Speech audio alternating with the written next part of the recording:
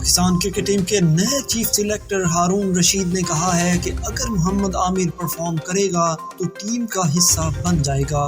حال ہی میں نجی ویب سائٹ کو دیے گئے انٹرویو میں ہارون رشید سے شعیب ملک کو ٹیم میں شامل کرنے کے حوالے سے پوچھا گیا، جس پر انہوں نے کہا کہ یہ بات ذہن میں رکھ کر دیکھنا ہوگا کہ آیا ایسے کھلاڑی ٹیم میں شامل ہو کر جیت کے لیے سازگار ثابت ہو سکتے ہیں یا نہیں۔ اگر کوئی نوجوان کرکٹر بھی سینئر جیسی کارکردگی پیش کرے گا تو بہت سوچ سمجھ کر دونوں کو منتخب کرنے کے لیے جائزہ لینا ہوگا۔